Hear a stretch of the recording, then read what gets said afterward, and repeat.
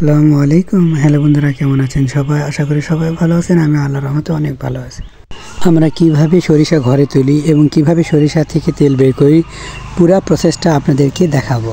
আমরা প্রথমেই সরিষার বীজগুলোকে জমিতে রোপণ করি বা ছিটিয়ে থাকি। তখন এখান থেকে গাছ হওয়ার পর এরকম ফুল হয়, আপনারা সবাই এটা জানেন। এবং সরিষার ফুল এত সুন্দর, যখন আপনি এখানে যাবেন মুগ্ধ হয়ে যাবেন। আমিও হলুদময় ভুবনে হারিয়ে যাই। এটা আল্লাহ তাআলার মহান একটা নিয়ামত বলতে পারেন, যে সরিষার ফুলগুলো এত সুন্দর, এত কিউট। এই ফুলগুলো আপনি সরিষা বীজ রোপণ করলেই দেখতে পাচ্ছেন। এটার জন্য আপনাকে কোনো পরিশ্রম করতে হয় না। তো আমিও কয়েকটা ছবি তুলে নিলাম। যখন ফুলগুলো ঝরে পড়ে যাবে তখন এরকম সরিষার বীজ আকার ধারণ করবে। তো যাই হোক, আমরা বীজ যখন ঘরে তুলে আনার পর দেখেন এভাবে পিঁড়িতে বাড়ি দিয়ে দিয়ে সরিষা ওখান থেকে বের করতে হয়। আপনারা যে বাজারে সরিষার তেল দেখতে পান, এটা কিন্তু খুব সহজেই পেয়ে যান, কিন্তু এর পেছনে মানে কৃষকদের যে কত অবদান থাকে, কত ভূমিকা থাকে, কৃষকরা যে কত শ্রম দিয়ে থাকে, এটা আপনারা আমার এই ভিডিওটির মাধ্যমে পেয়ে যাবেন, দেখতে পাবেন। আমিও দু একটা বাড়ি দিয়েছি, বাট আমি তেমন বাড়ি দিতে পারি না। যাই হোক, কি আর করার, আমার এই আঙ্কেল বাড়ি দিয়ে দিচ্ছে এবং সেই সাথে আমার চাচাতো ভাই আছে, সেও এরকম দেখতে পাচ্ছেন আপনারা। ও পা দিয়ে দিয়ে এই ছোলা, আমরা এটা কি বলে আপনারা জানি না, আমরা সরিষার ছোলা বলি। ওইটা মানে ছোল যেটা, বা খোল বা খোসা, সরিষার খোসা যেটা, এটা সে মানে পা দিয়ে সরিয়ে দিচ্ছে। এবং এই আঙ্কেল বাড়ি দিচ্ছে জোরে জোরে। আমিও কিছু বাড়ি দিচ্ছি, আমি ভিডিওতে হয়তো সেগুলো তুলিনি, আমি কম বাড়ি দিচ্ছি। আমাদের গ্রামে একটা নিয়ম আছে, এই বাড়ি দেওয়ার ক্ষেত্রে যে সরিষা পিটিয়ে দিবে বা বাড়ি দিয়ে দিবে, তো যে যতগুলো বাড়ি দিবে, এই সরিষার যে গাছ অবশিষ্ট থেকে যায় এটা তার, এবং এটা দিয়ে তারা কি করে থাকে, জাল দিয়ে থাকে। তো যাই হোক, সরিষা তারপরে এইটা কিন্তু বাড়ি দেওয়ার পর যখন আমরা বিক্রি করি অথবা চাতালে নিয়ে আসার পরে এরকম শুকাই রোদে ভালো মতো শুকাতে হবে। কারণ যদি আপনি ভেজা থাকে, তাহলে সরিষা যখন আপনি এটা মেলে নিয়ে যাবেন তখন এর তেল ভালো হবে না। কিন্তু যদি আপনি রোদে শুকান তাহলে ভালো হবে। সরিষার ফুল যেটা ঢ্যাপা বলা হয়, ঢ্যাপা সরিষায় কিন্তু এটা হলুদ আকার হয়ে থাকে। ঢ্যাপা মানে যেটা আমরা বলি হাইব্রিড বা বিদেশি এরকম, এবং যেটা ব্ল্যাক কালার বা কালো কালার, এটা হলো দেশি হয়ে থাকে, এবং বিদেশিও এরকম হয়ে থাকে। তবে দেশিটা কালো হয় এবং এর ঘ্রাণটা অনেক ভালো হয়। দেশি ফুলটা অনেক দেশি ফুলটা অনেক ছোটো হয়। তো যাই হোক, আমি হাতে নিয়ে এগুলো দেখছি যে সরিষা হয়েছে কি না। আপনাদের আলসা কৃষক দেখতেই পাচ্ছেন। তো দেখি না, প্রায় হওয়ার মধ্যে, এটা কিন্তু একটা চাতাল, এই চাতালে প্রায় 100 মণ সরিষা শুকানো হয় রোদে। তো আমরা যেহেতু গ্রাম থেকে গ্রামে শুকানোর সমস্যা, আমরা চাতালে নিয়ে আসার পর এটা শুকানোর পর আপনি বিক্রি করেও দিতে পারেন অথবা এর থেকে তেলও নিয়ে আসতে পারেন। তো আমরা ওখান থেকে মিলে আসি। এটা হলো মিল, যে মিল দেখেন এখানে সরিষা বের করা হয়। এই যে দেখতে পাচ্ছেন, এখান থেকে সরিষার খোলগুলো বের হচ্ছে, কত স্মুথলি পড়ছে ধীরে ধীরে আর কি। খুব মানে এটা আমাকে খুব ভালো লাগে। আর একটা ঘ্রাণ, একটা ঝাঁজ থাকে, যে ঝাঁজ যদি আপনাদের সর্দি লেগে থাকে ভালো হয়ে যাবে। এই যে সরিষার তেল পড়ছে, এটা কিন্তু পরে মানে ছাঁকনি বা ফিল্টারে দেওয়া হয়, দিলে সরিষার তেলের যে একটা সুন্দর কালার, সুন্দর একটা ঘ্রাণ, এটা চলে আসে। আপনি এর মধ্যে গিয়ে মানে যদি আপনার সহ্য ক্ষমতা কম থাকে, এরকম সরিষা একটা ঝাঁজ হয়, এটা যদি আপনি সহ্য করতে না পারেন তাহলে বেশিক্ষণ থাকতে পারবেন না, এর মধ্যে একটা গরম হয়।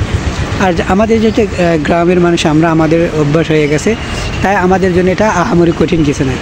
আর এই যে দেখছেন একটা গোল রাউন্ডের মতো এটা ঘুরতেছে, এটা কিন্তু সরিষা দেওয়া রয়েছে। এই সরিষাটা ঘুরে ঘুরে এটা ধীরে ধীরে খোল আকার ধারণ করবে। এটা কিন্তু অনেক লম্বা, দেখেন আপনি, এটা অনেক বড়। এখানে এই যে এই মেলেতে প্রায় রাত দিন ডিউটি, মানে সবাই মিলে ডিউটি করে, 8 ঘন্টা করে ডিউটি হয়। এই যে একের পর এক লোকজন চেঞ্জ হয়।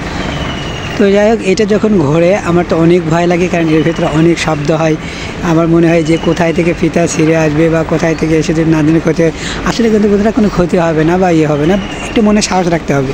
এখানে কিন্তু সাহস যদি আপনি না নিয়ে যান তাহলে আপনি ভয় পেয়ে যাবেন। আর যদি সাহস থাকে যে এগুলো কিছু হবে না, কারণ এখানে তো মানুষজনই এখানে কাজ করতেছে, বা দেখেন যে আমাদের মতো মানুষজন, তারা কিন্তু কোনো ভয় করছে না, এবং তারা মেশিনে হাত দিচ্ছে, এবং তাদের মনে হয় কোনো ভয় নেই। তাদের শব্দ দূষণ তাদের কানে মনে হয় আসেই না, এবং এই যে মেশিনের আওয়াজটা মনে হয় তারা এটা উপলব্ধি করে না। এরকম তাদের যেহেতু অভ্যাস হয়ে গেছে, অভ্যাস মানুষের দাস, এটা আমরা সবাই জানি। দেখেন উনি হাত দিচ্ছে, এটাতে কিন্তু হালকা প্রায় গরম আছে। তো যাই হোক, যেহেতু গরম আছে আমি আর হাত দিইনি ভয়ে। আমি বলছি না জানি কী হয়, যে হাত টেনে নেই বা এই ভয়ে আমি দিইনি। কিন্তু উনি এমনভাবে হাত দিচ্ছেন জেনে মুড়ি মাওয়ার মতো, ওনার কাছে কোনো ভয় লাগতেছে না। অ্যাঙ্গেলের কাছে দেখেন উনি একের পর এক সবগুলোতে চেক করে দেখছেন যেগুলো গুঁড়া হয়েছে কি না, বা এখানে খোল হওয়ার পর ওনারা কী করেন, এগুলো চেঞ্জ করে রাখেন। মানে এগুলো একটা থেকে আরেকটাতে দেয় খোল হওয়ার পর, যখন খোল আকার ধারণ করে তারপরে দেখেন উনি যেগুলোতে সরিষার তেল বের হয় বা যেখান থেকে তেল আসে এই জায়গাগুলোকে উনি পরিষ্কার করে দেন মাঝে মধ্যে, যাতে কোনো জিনিস ওই ফাঁকাতে এসে আটকে না যায়। তো বন্ধুরা তেল দেখেন বের করে কত কষ্ট। আপনি যদি পাটাতে সারা জীবন এই সরিষাগুলো পিষে যান, এক ফোঁটা তেল বের করতে পারবেন না। তাহলে দেখেন আল্লাহ তাআলা মানুষকে কি কতই না বুদ্ধি দিয়েছেন যে ব্রেনের মাধ্যমে তারা সরিষা থেকে তেল বের করে থাকে। আপনি পাটায় পিষেন বা যেখানেই পিষেন এক ফোঁটা কিন্তু তেল বের হবে না, এটা কিন্তু ভেবে দেখবেন। অথচ যখন আপনার ঘানে ভাঙান অথবা মেশিনে ভাঙান, এটা কি একটা আল্লাহ তাআলা মানুষকে ব্রেন দিয়েছে, এইগুলোতে দিলেই কিন্তু তেল বের হয়ে যায়। এবং সরিষা তেল দেওয়া মুড়ি মাখানো বা আলু ভর্তা, এই জিনিসগুলো এত ভালো লাগে। বা মাংস রান্না করলে, কোনো হাঁসের মাংস, গরুর মাংস, যে কোনো মাংস যদি আপনি সরিষার তেল না দেন, যেন মাংসটা পরিপূর্ণ তৃপ্তি সহকারে পরিপূর্ণ তৃপ্তি আসে না।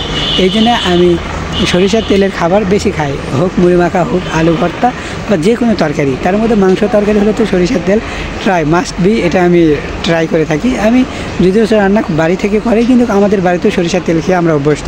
সয়াবিন তেল যেহেতু গ্রামে দেখবেন সরিষার তেল যেন সারা ওদের চলেই না, সয়াবিন তেল এড়িয়ে চলে, এটা তারা খেতে চায় না।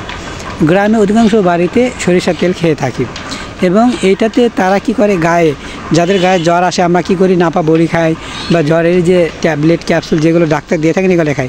কিন্তু গ্রামের জ্বর আসলো আগে তাকে সরিষার তেল পুরা গায়ে দিতে হবে, মাথায় সরিষার তেল দিতে হবে, নাকেতে দিতে হবে, দিলেই তার জ্বর সেরে যাবে, এরকম অবস্থা। তো সরিষার তেল যেমন উপকারী তেমনই বন্ধুরা খেতে ভালো। আপনারা ট্রাই করবেন সরিষার তেল খাওয়ার জন্য। আমি রেকমেন্ড করছি না, বাট বলছি যে আলু ভর্তা বা মুড়ি মাখা এগুলো সরিষার তেল দিয়ে খাবেন বা মাংস। বন্ধুরা আজকে এখানে বিদায়, আল্লাহ হাফেজ, ভালো থাকবেন।